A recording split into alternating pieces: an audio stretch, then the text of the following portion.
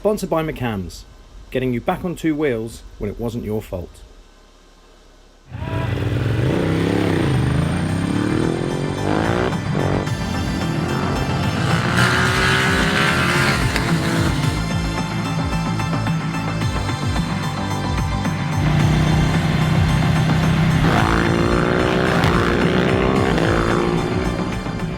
This is Alan Dowds. Alan's worked at every magazine and newspaper worth working at in the entire motorcycle media industry. But also, more importantly, you went on the launch of this bike for us because I didn't, and now we're going to talk about it. For 2019, they've given it a bit more power, 4 horsepower more at the top end. But the power figure? 114 horsepower. Okay. A bit lighter as well. They've cut 4 kilos from the 937cc one. This is 176 kilograms is the SP, and the standard version is 178. Okay. A bit heavier from this has got forged wheels. Yep. Guys, you can't talk about a Ducati Hypermotard when it's sat doing nothing on a stand. It needs to be out here, out in the mountains, tearing up the B-roads and putting smiles on everyone's faces. Come on.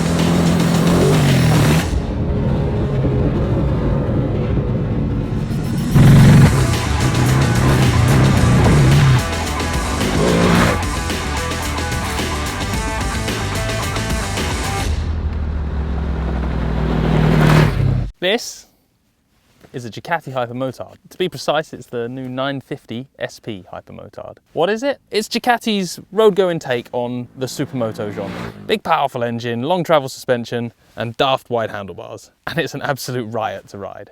One of the biggest things they've changed on the Hypermotard is it's now got the full top spec electronics package. So it has really sophisticated ABS, traction control, wheelie control, dynamic quick shifter, so up and down the box you can change gears without the clutch now. You know, it's getting the full electronics treatment that we're kind of seeing in all top end bikes these days. Supermoto purists out there, their eyes will be twitching and they'll be worried about that, because the whole point of a supermoto was it was a simple bike, no rider aids, and it was all about riding skill. But out on the actual roads, if you want a supermoto, but you don't want to sacrifice the safety net of ABS and traction control, that's where a bike like this is perfect. So what's it like to ride? Stupid.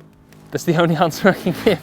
It wants to do wheelies every time you open the throttle, stoppies every time you brake hard. The wide handlebars mean you just end up throwing it into corners like a complete idiot, and it makes every single road you ride on fun and has you giggling from the minute you get on it. And that's the point of a bike like this. You definitely don't buy one of these because you think that's going to be an excellent bike for doing track days on, or that's going to be a perfect bike for my holiday this summer.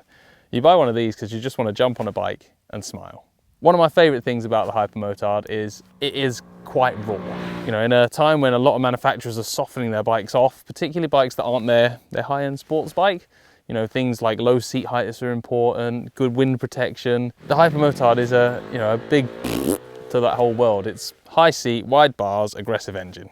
You know, it's not a particularly compromised bike. It just angry, fast, and fairly raw.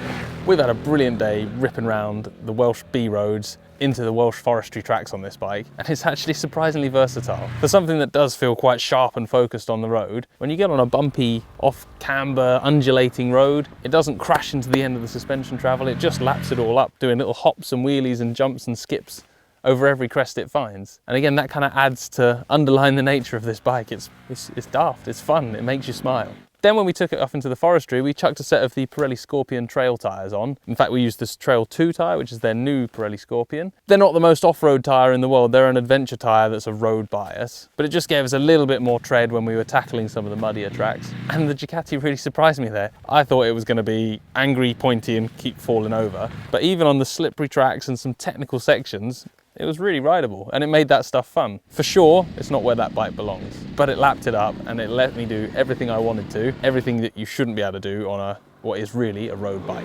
Do I have any bad points about the Hypermotard? My only bugbear was that you can't turn the ABS off, which is a requirement of the latest Euro regulations. Not being able to turn ABS off on a bike that is kind of a hooligan bike, that grates a little bit. And particularly I'm sad not to be able to turn off the rear ABS. I understand that front ABS is a really useful tool and I'm happy with that. That never bugged me today, but not being able to turn off the ABS for the back brake meant I couldn't skid turn it around in tight spaces and I couldn't do some of the more fun tricks and stunts that this bike is absolutely born to do. So we've been tearing around Wales on this one.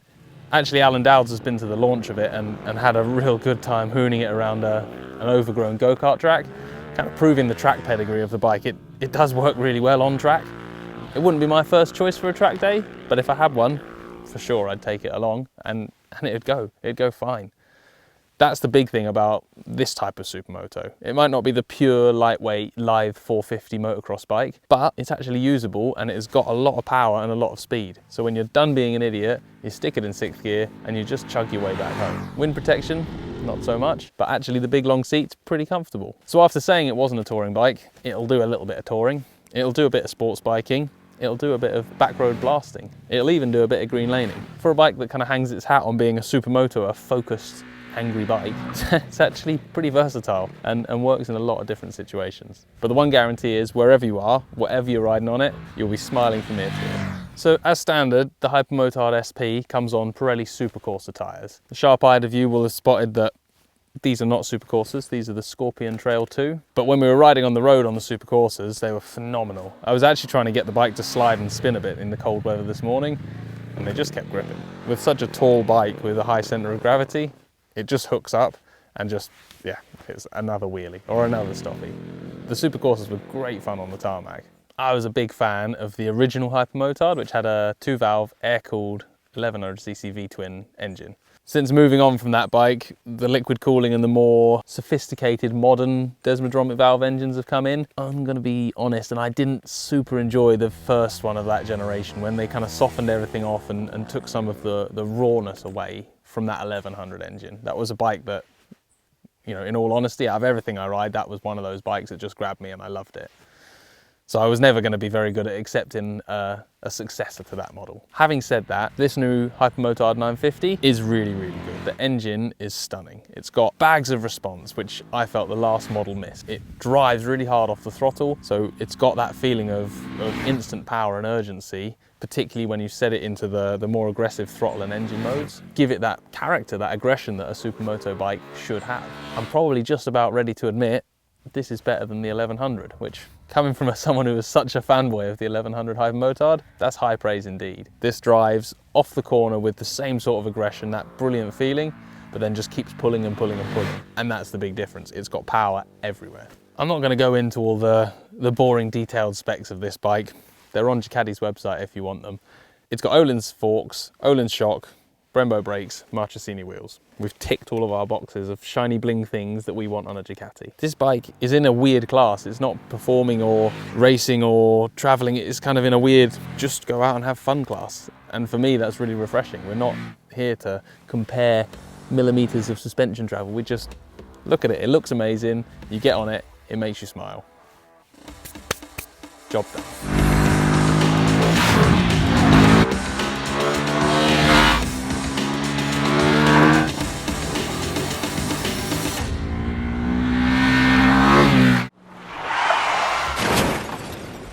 Sponsored by McCams, getting you back on two wheels when it wasn't your fault.